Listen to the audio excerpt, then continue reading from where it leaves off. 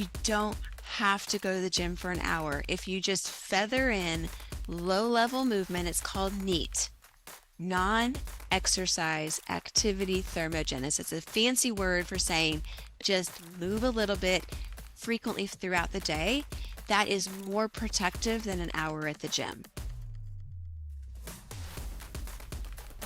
What's up, Model FAs? David DeSalle here, your host of the ModelFA Podcast and the CEO of ModelFA. And I am very excited about our guest here today. We're talking about two topics that I am very passionate about, which is one, serving financial advisors, but two, the health and wellness of those advisors. And we are joined today by none other than the girl named Stevyn, who is a health expert for financial advisors. And I must say, I think the fact, Stevyn, that you refer to yourself as the girl named Stevyn makes you and your name very memorable and easy to remember. So I absolutely love that. When we connected on LinkedIn initially, I was like, all right, this is someone that I got to talk to. So with that in mind, you run Grow Wealthy, and I'd like to welcome you to the show.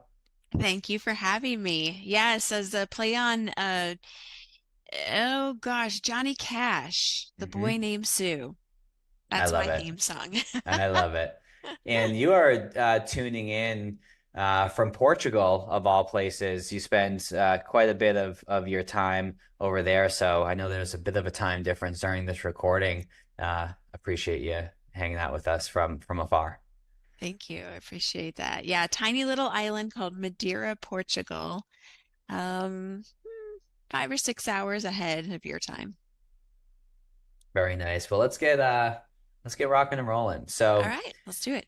give us a sense of your background. Have you always been, and let me kind of tee up this topic a little bit more before we dive in. So I've always been a believer that there's different definitions of success, right? It can be business success, financial success, family success, health success.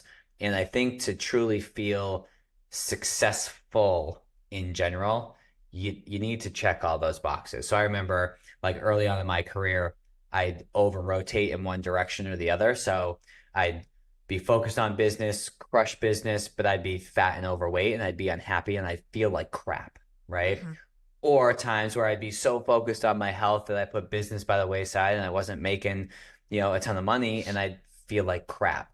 Or if both of those things were operating really well, but I wasn't spending as much time with my family or, being of service to others, I felt like crap, to the extent that I created a list called the ModelFA C3 list.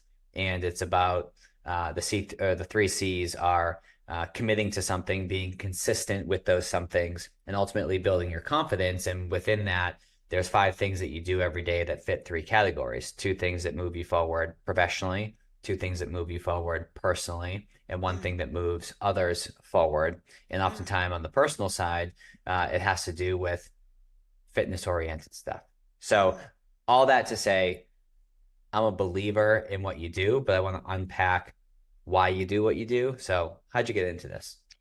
Yeah, well, I think there's just to kind of piggyback off of what you led with here is this concept of enough, right? What do I have enough in each of these categories? Everyone in the financial industry is always, their clients are asking them, do I have enough money? And you just said, do I have enough in the others? And when do I need to stop one and invest in some of the other crops of my life, right? And I recognized that pretty early. So I was 11 years old when my dad became a financial advisor, and he came into an office that had failed with 2 other advisors already. And it was like do or die, a family of 4. He was trying to make it. I was 11 years old. I was just kind of watching like what's going on. And it was all business, right? All business. And he missed stuff, right? So he didn't come to events for the kids. My sister went and bought candy bars for our whole family and only bought three because she forgot about my dad, right? Like, so those things where he was pushing into the business, the other things were suffering. And I saw that. So one of the pivotal moments in my life was when he said no to a promotion to be in charge of a group of advisors, and he said no to that. That's it. That he said I had enough. I know I've put enough into that. I need to now put some into my family, my health, those things. And it was eye-opening to me because I was like, well, Dad, why didn't you take it? That's an honor. Your ego kind of becomes a part of that situation. And he's like, I know when enough is enough in that area, and that's going to take even more from my other areas of life. And that stuck with me. And so I was like, okay, we got to go on some trips, right? Like some top producer trips. And I saw other people who were his colleagues who were top producers, and they didn't know when enough was enough. They just kept pushing for the AUM, right? They kept pushing for more, more, more. And I sat next to one of these people in Scotland on a bus, and he was miserable. He was the top producer. He was miserable. He got some bad information from his doctor. I mean, I was just a kid fresh out of school. I didn't know anything. And he's like sharing this stuff with me because he's just miserable, and he slumped in his chair. And I'm like, is this what success is? Like you just talked about. What is success? And it resonated so deeply with me. I didn't really understand why I was so moved by this idea of success. But when my dad came along later and was like, hey, you might be good in this industry, would you like to follow along? I was like, I don't No want that way. kind of success, right? I'd seen too many people work really, really hard and save and save and save and have millions of dollars and no retirement because they were too sick or lonely or depressed or whatever. And it just was like all of this working toward this goal. And then there was nothing there at the end. There was no pot of gold that everyone thinks is supposed to be there. And so I was like, okay, I'm going to go fix this from the other end, right? I'm going to become an exercise physiologist. I think it's these people just weren't exercising enough. And so I went and did that for the NIH, National Institutes of Health. I did corporate wellness, personal training. I launched a kettlebell program in Australia. Like I did all of it, right? And it wasn't right either. Like that isn't going to fix people either. There's this comprehensive idea of what wellness is, what success is. And there's some research that came out by AgeWave 2014 and again in 2021. And they worked with Merrill Lynch and Edward Jones on two different studies looking at the successful retirements. They asked retirees what success was. And in this order, it was health, family or relationships, purpose, and finance. And it's kind of flipped on its head of what we actually think success is. And so that's kind of how I got into this industry. So I came at it understanding finance, as a fly on the wall. And then I became an exercise physiologist for 20 years. And they collided when I almost died while I was living in Australia. And my health took a turn for the worse. I could not get better. I gained weight for 2 years. I became pre-diabetic and I was in adrenal fatigue. And I was the professional supposed to know how to help people get healthy. And that was when I realized if wealth is a long game and it's the slow, consistent behaviors that create that confidence for your future, health is the same thing. And that was the light bulb moment for me of how I got here working with financial advisors. We just have to skill transfer and understand that your health is an asset too. Well, it's amazing because I think through there's been times in my life, and I want to go into some more of your story that you just alluded to, but um, I think there's been times where I've just been pursuing more and more and more and more money and more clients, and then I get the man flu, and it's like, oh, I'd give all this away just to feel a little bit better, like, so I can only imagine like if something was actually wrong, like people would trade all that. And I think what I've noticed for myself personally, and I'm sure you'll confirm throughout this conversation, but anytime that I've been pursuing more, and when I say more in this conversation, typically it has to do with money and growing the business. Right. But anytime I've been pursuing more and not focused on health and other aspects of my life, there's this silent governor holding me back. Whereas when I do focus on my health, where presumably I'm spending less time in the pursuit of more, I end up getting more anyways. And it's just amazing how that works. But if you're open to sharing, and for those of you just listening to the audio, like I can see Stevyn right now, and you by no means look like someone who is pre-diabetic anymore, right? You're in great shape. So to the extent that you're open to going down this path, what happened and what the heck did you do to fix it? Yeah, great. Yeah, I'm happy to share. So, I jokingly tell people I aged a decade in a day. And what happened is I became septic. I had a pelvic infection, had to have an emergency hysterectomy, middle of the night, blood transfusion, 5 days in the hospital, like saving my life, literally. That wasn't necessarily a result of poor choices. Okay, that was just something that happened. But those things happen to us all, right? They happen. We have these moments in life where you're just completely surprised by something. But what it gave me was perspective, because before that I had been young, under 40, right? My body worked optimally. Things were the way they were supposed to be. But after that event, my body didn't work optimally anymore. I had no more hormones.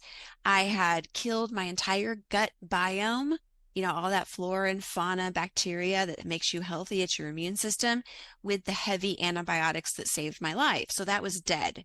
And then I had 6 weeks at least recovery where I basically just wasted muscle laying in bed trying to feel better and get up out of bed. I swore to my husband I'm never going to stand up straight again. Like I felt so weak and so hunched over from the surgery and the trauma. And so when you take away those three things, muscle, which is your metabolism, your gut biome, which is your immune system, and your hormones, which make everything run, you see what it's like to be old. Like that's aging. We lose all of that as we age. And I got to see an early glimpse of that. It happened when I was 42. I'm 50 now. And I started on this, like I'm doing the same things, right? I'm exercising the same, I'm eating the same. I'm even like going a little above and beyond what I normally would have done, and I'm still gaining weight. I still have no energy. I still can't put muscle on.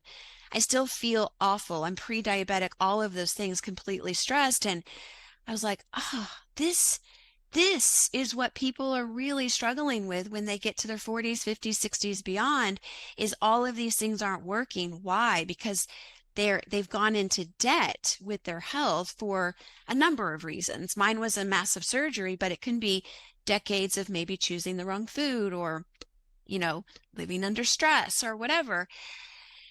And so what was really scary during that time is that I didn't know how to fix it. I was like, exercise more and eat less. Like that can't be a winning solution or equation for the rest of my life. Like you just are going to end up eating nothing, like in exercising all day, right? That doesn't win. And that's what I tell my clients all the time. It's like, if you are exercising hard and trying to fast your way into health, there's a point where that equation won't work anymore, right? So we have to find another way to get to this healthy space. And for me, it was a really scary time because I was embarrassed. I was like, I should know this. Why can't I fix my own health? I've done this for hundreds of people for 20 years. And I was like, maybe I don't know anything. Like, really, maybe I know nothing. A master's degree, gold certifications, all of that stuff. And it was really scary because I had to kind of like forget everything I was taught and go back into the research and start looking at things about longevity, health span. That's a really hot word in the last 8 years or so, right? What is it that's not getting you fit, but getting you healthy? And what I found shocked me to my core. And it was all based around stress, sleep, recovery, getting enough of the right nutrients, not eating less food, but getting enough of the right nutrients. And then exercise is something you do after all of those levels have been reached to improve. But if you do it too soon, you actually tear down even further. So this whole concept of, join the gym and go on a diet, right, doesn't actually work when you're in an older body, right? Over 30, over 40, over 50, whatever. Like when the body is not really operating optimally. And that was a huge thing for me. It was like, oh, okay, we need to figure this out. And then I was looking at, well, financial advisors, that's what their lives are. High stress, sedentariness, late nights. I know a lot of financial advisors have a second work day, right? They go to work all day, they come home and eat dinner with the family, and then they open their laptops and go back to work Hmm. again. Some of them until 3 o'clock in the morning. I mean, I know them. I've interviewed 500 of them to write my book. I've heard their stories, and they are working under a ton of stress, and it's just exacerbating their health and destroying all of these systems that they had when they were younger.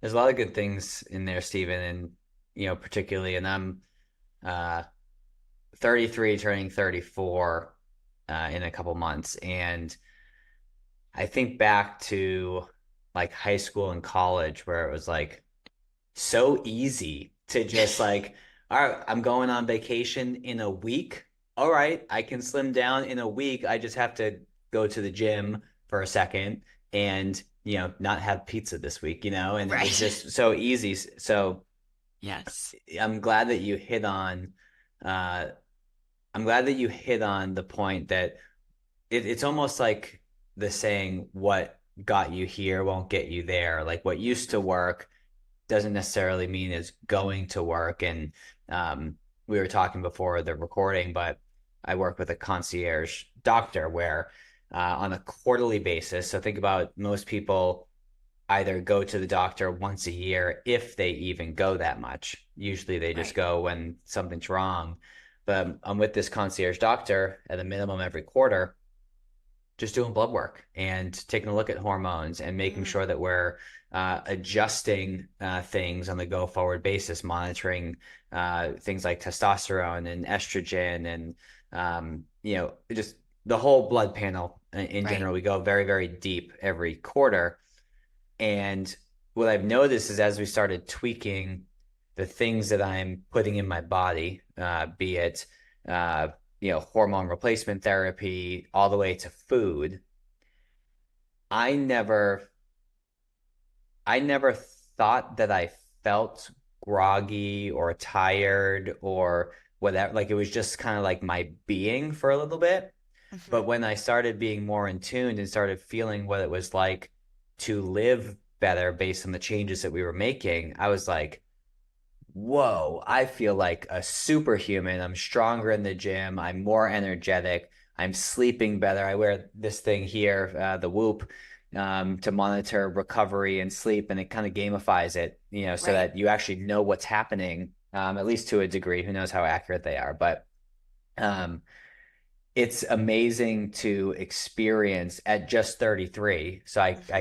I can only imagine 53 and 63 and so on and so forth, Right.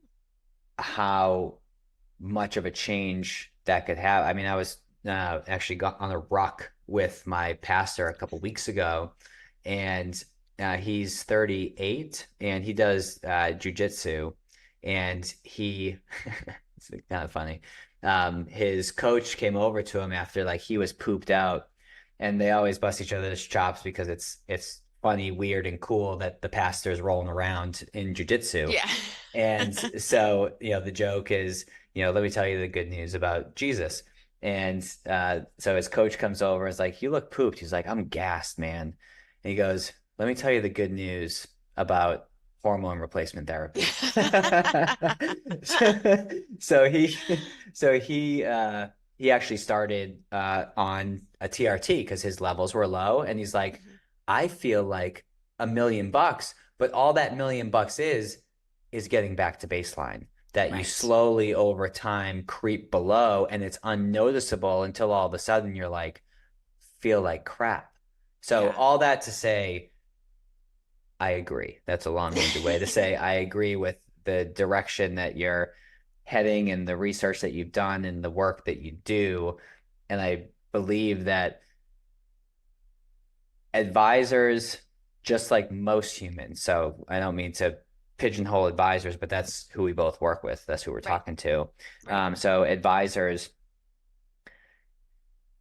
it can be discouraging when I'll share a silly example and then I'll stop and I'm interviewing you, but I'm talking a lot. So give me a second though.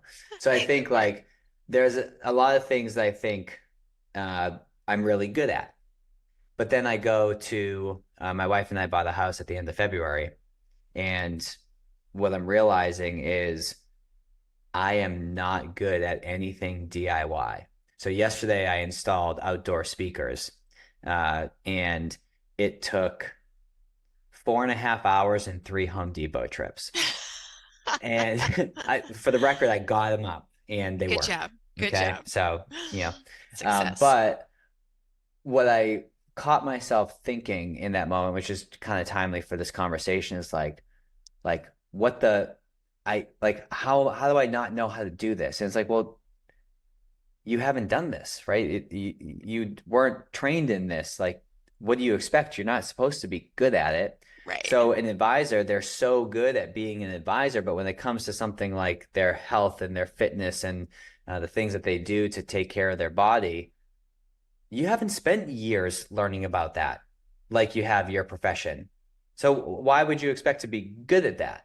Right. Um, so I think someone like you, and plenty of, we'll talk about your book in a little bit, but plenty of books and podcasts and things like that they're out there that you can learn from, or work with someone like yourself that can shortcut that learning curve.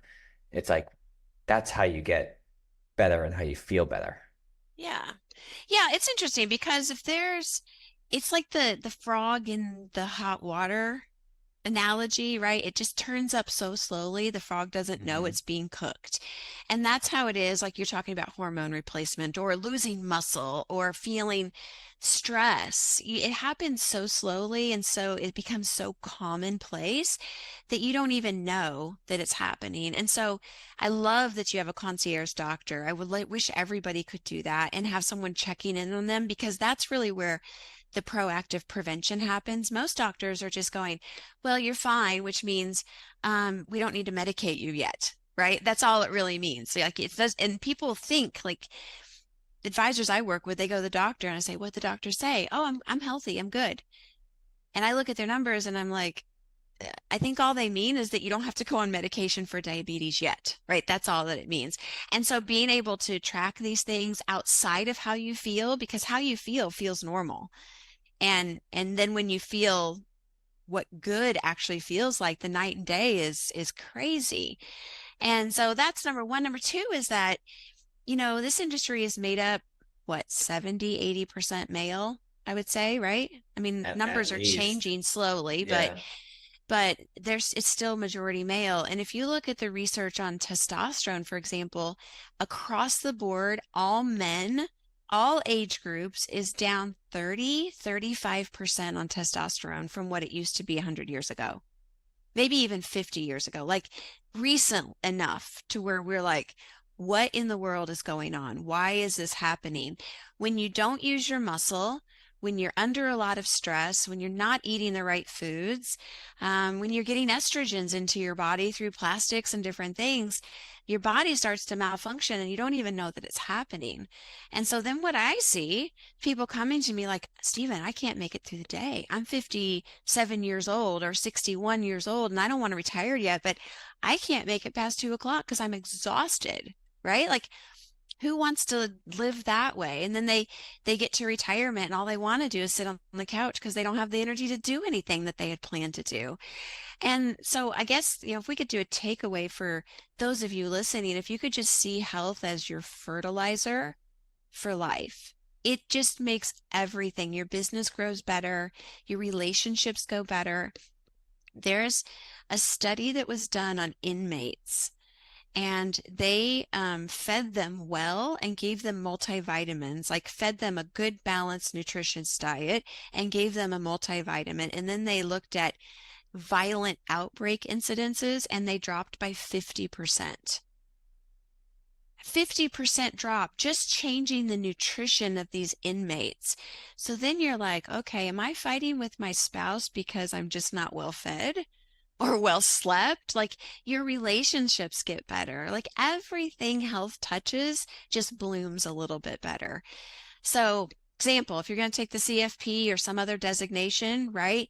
Movement has to happen, and exercise, fitness, nutrition, sleep, stress, all of those pieces need to happen through that whole process.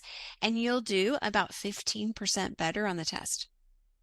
15, I mean, that's the test scores they see in high schoolers and college students is if you can keep that piece up, you're going to perform about 15% better. And you're like, okay, well, I don't have time to do those things, right?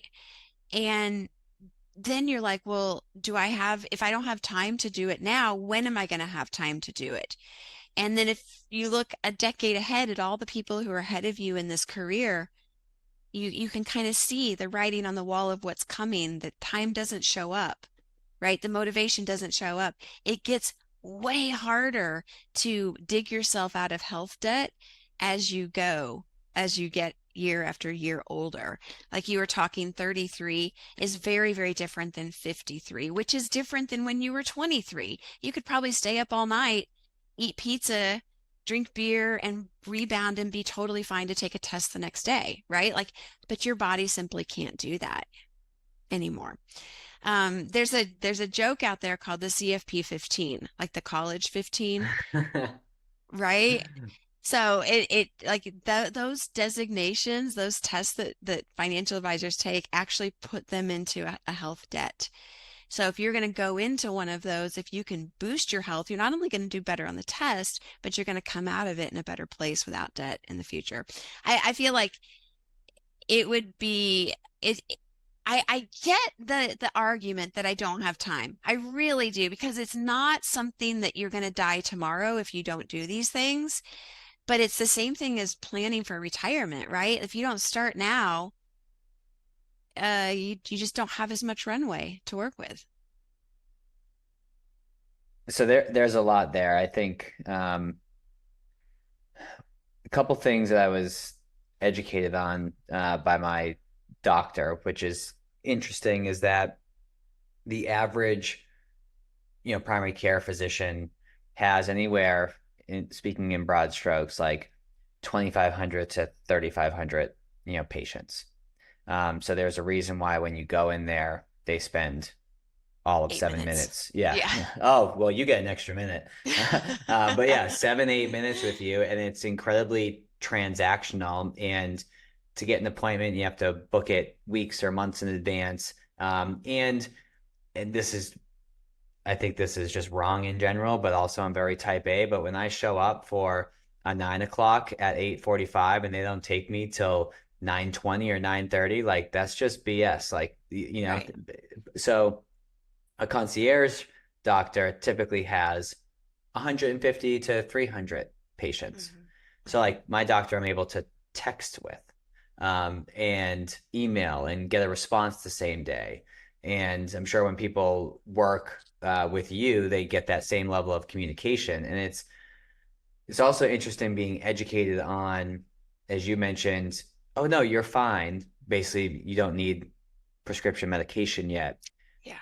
It's interesting how he's educated me on how, like, say, the ranges of testosterone have widened over the years to basically make it so that lower testosterone, hey, you're fine, even though it wasn't fine X amount of years ago, like that Yeah. would have been an issue. Or they sort of change other levels to where it's like, well, maybe you should go on that cholesterol medication, when in reality, that range just changed, right? So Right. um, I view it as most people, and I'm betting that you'll agree with this, most people treat their health in a reactionary way. And what we're talking about today is treat your health in a proactive way. Yeah. 100%. I mean, think about it. You're born with good health, right? And most people, will say generally speaking, have a pretty decent amount of health. You don't have to work hard for it. And it just slowly declines or deteriorates throughout the years. And you don't really even notice that it's happening. You've never had to develop the skills to keep it or create it because it just was always there for you and it worked the way it was supposed to. Money, on the other hand, or your business, started at zero somewhere at some point, and you had to build all that and develop those skills. So there's this point in midlife, it's around maybe around 45, 50 years old, when your health takes its biggest drop, and your your wealth takes its biggest leap. Like things start compounding, right? You've got the skills, the time in the industry or in the stock market or whatever. And so they switch, and you end up with bottomed out health and scoring a soaring high wealth. And those two don't mix well together. They just don't play well together. I saw a post on LinkedIn yesterday that just was, it made me so sad, because this client of a financial advisor had millions of dollars, and they had all these plans, and after retirement all they get to do is take day trips to the beach because they can't go to Europe because their health is too poor, right? So we have to find a way to start cultivating those healthy habits as soon as possible in life. You know, you at 33 Hmm. with a concierge doctor, and you already know all of this and you're doing these habits, is you're so far ahead of the average person. Most people wait until there's, you're diabetic. It's time to go on medications. Like, what? Or you had a heart attack, or, you know, worse, something else really bad happening. Um, and it's always a shock. It's always, everyone I talk to, they had no idea, can't believe it's happening to them, whatever the thing is. But it's just not, they're not in touch with reality. And I know there's people listening here who are like, I've got time. I'm fine. Maybe next year when things slow down, I'll start to focus on this. It's a lie. It's what I call a thought trap. It keeps people stuck in a perpetual um, cycle of just delaying what they should have already been investing in a decade ago. And if you use the analogy of retirement planning, someone comes to you at 65 and they're like, I need to start saving for retirement. You're like, there's not much we can do. We can do a little bit, but there's not much we can do right now, right? It's the same thing with this stuff. This is just an asset we have to apply those concepts of those financial concepts to get the same kind of outcome that we're wanting with our money. Yeah, I view to be it with the concierge doctor, a coach, like whoever is helping shorten your learning curve Yeah. of understanding this stuff, excuse me. Like I view my concierge doctor more than just a doctor, but it holds me accountable because like I'm not gonna go in there knowing that I've done crap over the last, quarter and be like, yeah, let's do the blood panel. Like I want to go there and like it's almost gamified. Like I want to beat my last score or I want to, Yes. stay even. And it also gives you short little sprints as opposed to being like, all right, this year on January 1st, right? This year is my year. But it's Right. rather, hey, you're coming back in April 1st. I want you to do these three things. Right. I'm hyper focused for 3 months and then we just tweak it a little bit more, tweak it a little bit Right. more, tweak it a little Right. bit more. And it's almost like once you know it, you can't unlearn it. So it's always in the back of your mind. And I've Yeah. also noticed too, and to tie this into how this can help grow your business, even though presumably you'd be spending less time on your business because you're spending more time in this area. What I've noticed is people tend to gravitate towards you more or hold you in a high regard almost because they're like, wow, this guy or this gal, they have a really great business, but they also just in a vain way, they also look really good and they look really healthy. Their skin complexion, their muscle tone, it's someone that you want to work with. And I don't know, I feel as if my business has grown because conversion rates have gone up because they realize that I'm more than just someone who can help them in this area, but it's someone that also has their stuff together in this area of life. And it's sort of a unspoken level of respect where it's like, all Yeah. right, this person's legit. You walk into a room, people look at you differently. So it's not that you need to walk in muscular, but you walk in healthy looking Yeah. and people gravitate towards you more is what I've what I've experienced anyways. Am I misspeaking? What are your thoughts on that? Right or wrong, people do judge you for your expertise by how you take care of yourself. They do. And I remember one time I went to the dentist and he came in, his face was very blotchy, he was very overweight, but he couldn't breathe very well. He was kind of huffing and puffing and had a bit of a shuffle when he walked. And I was like, this guy's going to mess up my teeth. I mean, it has nothing to do with what he knows about teeth, right? But the instant, association Mm. happens in people's minds. And like I said, right or wrong, that's just the way humans they tend to want to be around people that they want to emulate or that they respect. And when they see that you respect yourself and they want to be that too, they know that you're someone they can trust to follow your behaviors. It's like you want to know your financial advisor has some money, right? That they have their own finances in order and and it just gives you confidence in them that they've got that self-discipline to take care of themselves. And I have several clients who are financial advisors, very successful ones, who've lost considerable weight, gone off of medications, and they come to me and say things like, Stephen, I cannot believe how much more respect I get from people. People, yes, sir. Can I help you, sir? Um, yeah, like even people used to ignore them when they'd walk into a store, and now they see them or they want to engage with them when before they didn't. And it's a strange nuance, but it's what I'm trying to say is it does exist. It okay. I'm glad you confirmed that. Yeah. It's interesting to say the least, and it's one of those things where you'll recognize it when you experience it, but to experience you need to do things. So Hmm. to that end, Yeah. if I'm sitting here being like, well, okay, I'm in, I want to do something. There's things ranging from, like you said, work out more and eat less, all the way to doing a science experiment with all the different hormones and balancing everything out. So it can be overwhelming. It can be polarizing in either direction that you go to. Yeah. You hear conflicting advice from folks. Where can people start that's timeless, simple, maybe not easy, but simple to at least take a step in the right direction because good habits tend to breed more good habits. Mhm. So, what are those one, two, three different things that people can start with to get them addicted to feeling a little bit better, to wanting to feel even more better, and they can scale this side of their life in a positive direction? Yeah. Well, it's interesting. If you take the really boring stuff and you do it consistently, it becomes extraordinary. It Mm-hmm. really does. It doesn't have to be fancy ice baths or, hormone replacement therapy. It can be the really simple stuff. So I'll start with this framework, just three. And if you hold up three fingers, it makes a W.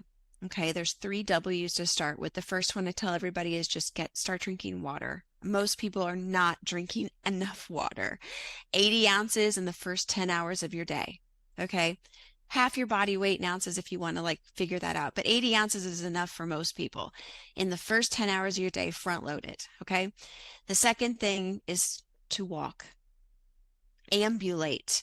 If you can just walk and move your body, it's like little Pac-Man inside your body gobbling up the excess sugar. Okay. Sugar is responsible for sugar spikes, insulin sensitivity, the breakdown of all kinds of fatty acids and cellular walls, and the root of disease. Okay, I'm not saying don't eat sugar. Don't hear me say that. I'm just saying that when you have too much of it in your system, it creates disease. Ambulating, walking, moving, you know, even cleaning your house after a meal. Any kind of movement at a low level is going to be really, really good for you. And if you feather movement in for at least 1 minute several times a day and break up those sedentary 6 hours of sitting at your desk, Mm. it is more protective for all cause mortality and chronic disease than going to the gym for an hour. Say that Okay, again. you don't have to go to the gym for an hour. If you just feather in low level movement, it's called NEAT. non-exercise activity thermogenesis. It's a fancy word for saying just move a little bit frequently throughout the day. That is more protective than an hour at the gym. Okay, so don't let those sedentary bouts extend more than an hour, and definitely not more than 2 hours for sure. Get up and do something, stretch, go take a walk around the room, get a drink, go to the bathroom, whatever. It doesn't matter. Just get up and do something, and it flips all these switches on in your physiology. Oxygen uptake, glucose uptake, all the stuff you want to stay on. So that's number 2, which is walking. Number 3 is weights. So you need to signal your muscle, and you're like, oh, you just told me I have to go to the gym every hour for an hour. You don't. I can go on this wall right behind me, and I can go down into a wall squat, just slide down like I'm in a pretend chair as low as what feels comfortable to me, and I can hold that for 90 seconds, and I've just done, quote, weight training. Okay. You don't have to go and do sets and reps and maxes and all that stuff. We have to signal the muscle to stick around. Otherwise, your body's like, we don't use this or need it. We're going to use it for energy. We're going to kind of consume our own muscle tissue, right? So we have to preserve that muscle tissue. It's really important. So 3 things: water, walking, and weights. And there's this really easy thing you can do to almost get a full body workout, which is called the horse stance or the tree hugger. And you stand up and you put your arms around this big fat oak tree, pretend, of course. And then you squat down and you're kind of in a ready position, right? Like you're hugging a tree or riding a horse. You just do that for 90 seconds. You're going to feel every muscle in your body. Every muscle in your body. Don't feel it go a little bit lower, but I promise you, it's called isometrics. You'll feel it, and you will have just contributed to the weight, the invested in strength training for your future. And so those are the 3 places I would start from a perspective of your food, because if you're dealing with some extra adipose tissue, some extra body fat, some central obesity, you're getting thick in the middle, then some quick, easy things I heard from financial advisors that they can act on right now is just cut your day in half, right? 12 hours of fasting, 12 hours of feeding, and that is really good for your metabolic flexibility and how your body uses energy. So if you start eating at 8, make sure you're done eating by 8 at night, right? 9 to 9, 7 to 7, whatever. Like at least start there. Give your body a chance to recover, digest, repair before you start eating again. So I love all those. And for water, I'm sure there's physiological benefits to starting earlier in the day. But for my lizard brain, and to give everyone a heads up, the other reason why you want to do it earlier in the day is because if you don't, like I drink a gallon of water every day. And if I don't finish my water by like 5 p.m., I get a crappy night's sleep because I'm up all You're night peeing. going pee. So that's one thing, is to emphasize the importance of getting it in early. Oh, Uh, it's so simple. There's a client of mine. He's like, Stephen, my sleep is horrible. We looked at all of his sleep data, and I'm like, how many times are you getting up in the night? He's like, twice. And I said, if you had your PSA tested, that's your prostate, and it's all fine. I'm like, we're gonna fix this overnight, and we just front loaded his water, and his sleep improved tremendously. mhm. When your sleep improves, then you actually burn more body fat. So sometimes if you just move your water up, your sleep gets better, you start to lose weight. It's like it's the easiest thing ever. Yep, it's amazing. And there's to emphasize walking. So I walk every day as well, in addition to weight training. But particularly, there's a couple things. So for people who are like, oh, I don't have the time, there's different ways that you can do it. One, it was a few $100. I got a walking treadmill that I use intermittently throughout the day. Um, Number 2 is either after dinner with your spouse or your family, hey, let's go for a quick stroll around the neighborhood, like walk off the food. Hmm. Um, Number 3, and for my clients listening, now you know why I do this, but sometimes if it's a meeting where I know it's just a check-in and we're not taking a bunch of notes, I don't have to be in front of my computer. I switch it to a phone call. I say, hey, you cool if I toss in my pods and take you on a walk with me? Hmm. Or if you have a team meeting with a staff person or another advisor at your firm, do the meeting over a walk. And then the other benefit, depending on where you live and the time of year, you get the exercise and you get the vitamin D that most people are deficient in by going Yes. out in the sunshine.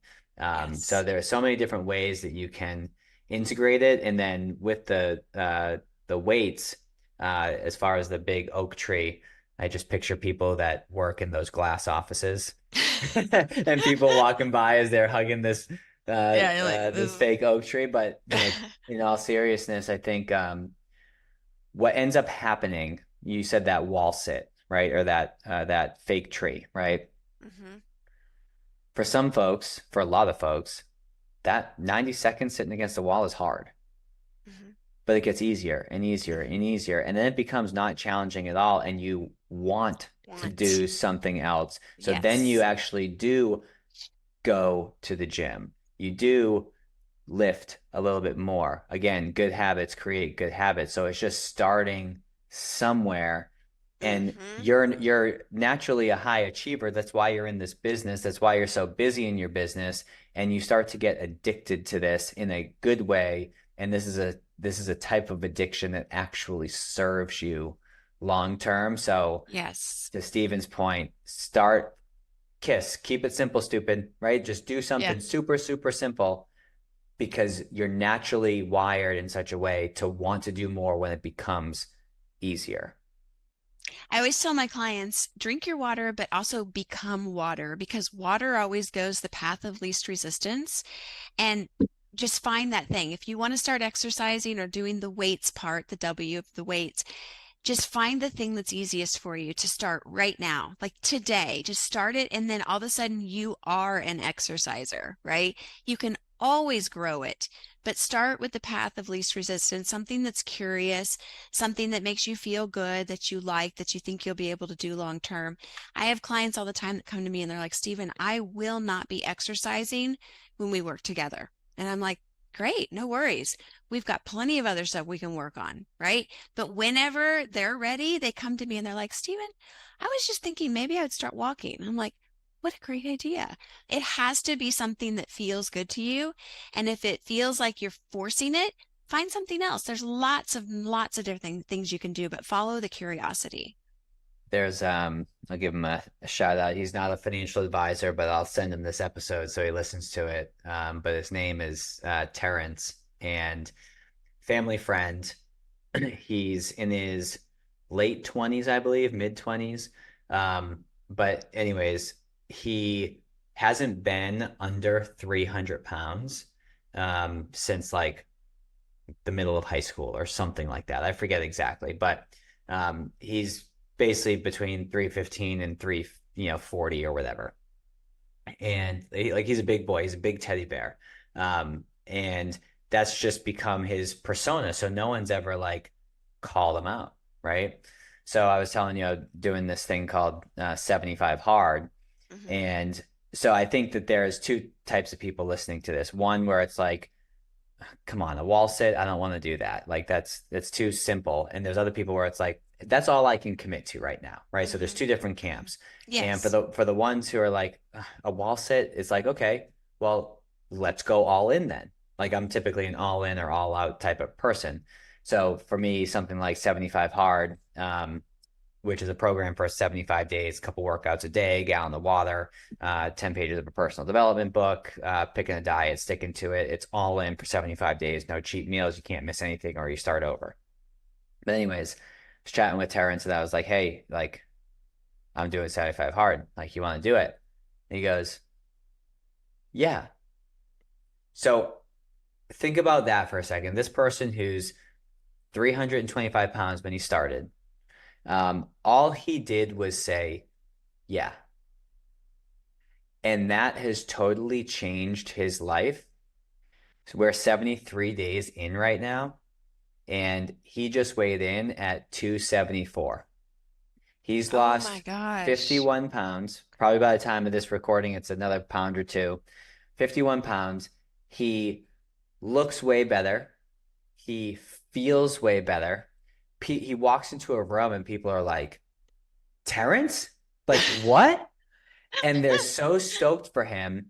And typically what happens when someone does 75 hard for the first time, come day 76, they celebrate by doing all the things that they got away from. So like they'll go out and drink and have crazy food and not work out. And he's like, yeah, I'm getting to 250 by September. Mm, So to the previous point, once you start, it becomes addicting. And this is an addiction that serves you. But also, in order to start based on that story, it's just just saying, say yeah, yes. Hmm.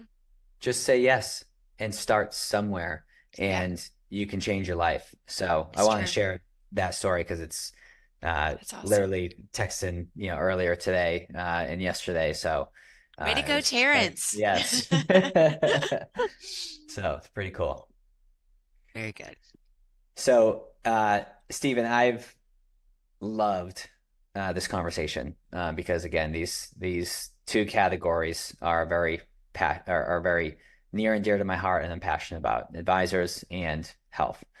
And um, so, one of the things before we start to wrap up, one of the things which I'm imagining is going to be aligned with this whole conversation based on the title.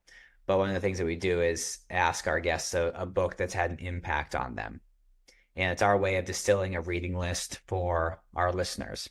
And this is a book by Dr. Peter Attia called Outlive.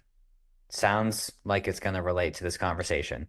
It Tell does. me, tell me why you picked that book, the impact that it's had on you, perhaps why folks should check it out. Yeah, Outlive came out about a year ago. It's fairly new.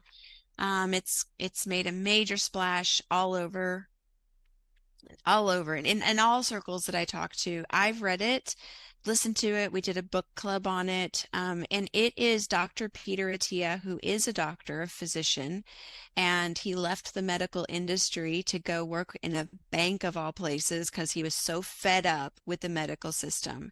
And he became a risk analysis person. I don't even know what they're called for banks, and realized that there were some crossovers between the two worlds that he could apply back to the medical system. And he is a great storyteller. And then he breaks down what some good healthy habits are. He's more in the vein of what you are. He's like, if we're in, we're in. Let's go at it and go hard and be aggressive with this thing. But his stories really help to reframe what medicine is. And just real quick, medicine 1.0 is when before germ theory, like you got sick because you had an evil spirit or did something in a past life or whatever, like you didn't understand it, right? And then that we kind of came out of that into medicine 2.0, and that's where we can fix trauma, we can fix disease, and that's where we are right now. We're really good at it. He says medicine 3.0 is what you're doing with your concierge doctor. It's the preventative, taking the control back yourself and understanding the path that you're on and not outsourcing your health to somebody else or some system. And it's really empowering. I highly recommend you put it on, you know, Audible or get the book and read it. Every client that I've recommended it to has loved it. Well, you may have seen my eyes glancing over in this direction. It will be here tomorrow from Oh, Amazon. you So got thank it. you. Very good. Appreciate it. But speaking of books, you have a book that's coming out and I believe is going to be available September 1st. And I think if I remember from our previous conversation a while back, you work with folks, but there's only so many folks that you have the bandwidth to work with. So you've set out to figure out a way of how you can take your brain and your program and all the things that you help folks with to kind of meet them where they're at in a much more sort of cost-effective way so they can kind of test you out first, right? In the form of Yes. a book. So you have a book coming out September 1st. What's it called? What can they expect when they consume it? And are they going to be made aware once it's released? Great. It's called How to Grow Wealthy. And of course, wealthy is Wellthy. It's a play on words. Hmm. And it's a financial advisor's guide to applying their knowledge of finance to their health. And it's a 4-step series that takes you through how to assess, how to pay off your debt, how to stick to a food budget, and then the last step is how to invest in muscle and function. And so it just walks you through the whole format. I call it the wealth plan. Um, and it takes you from start to finish through that whole process. And yes, it's true. I have a thriving business. I work with a lot of really amazing people, but there's only so much of me to go around. And a few months ago, I was on with Michael Kitces on a podcast, and business completely blew up. And so I was like, I've got to get this book out. There's a lot of people that need this, but I can't work with everybody. So the book is my best attempt to put everything in this program into a consumable format for people to just take that journey on their own. If they get stuck and need help, of course, come work with me, but at least that'll get more people started. Love it. And where can I go? I think you mentioned you have a waiting list so that people can be made aware of that. Where can they find that? Yeah, so go to growwealthy.com/waitlist. And you can put your email in there, and that will let you know when the book is ready. You can also go to my resources on my website or growwealthy.com/quiz, and you can actually do a little mini assessment and see how your health credit score is stacking up. And it gives you a score somewhere between 300 and 850. And you can see if you've got some of the habits in place that are going to take you long in your journey. So those are 2 quick places you can get started and connect with me. And then I do post on LinkedIn every day, so follow me on LinkedIn as well. Awesome. And again, the wealthy it's spelled WELL, correct? WELLTHY. Yes, it's an Okay. abundance of wellness. Yes. Love it. Well, Stephen, this was an absolute pleasure. I appreciate your help with our industry, and I'm excited to continue to build our relationship, see where it goes. And thank you for your time today. Thank you so much. And thanks for spreading this word. It's really important. You're a beacon in this industry. And I hope that your health continues to go well, and that you're rewarded for being on the tip of the spear. That's really what I see you as being on the tip of the spear, saying, come on, industry, let's do this. We can do better. Well, I appreciate that. And for everyone listening, I hope you leave this episode inspired to take action, even if it is a 90-second wall sit. Start somewhere, drink some water, but again, front load that. And this is certainly an episode worth sharing. So please be sure to do so, and we'll catch you on the next episode.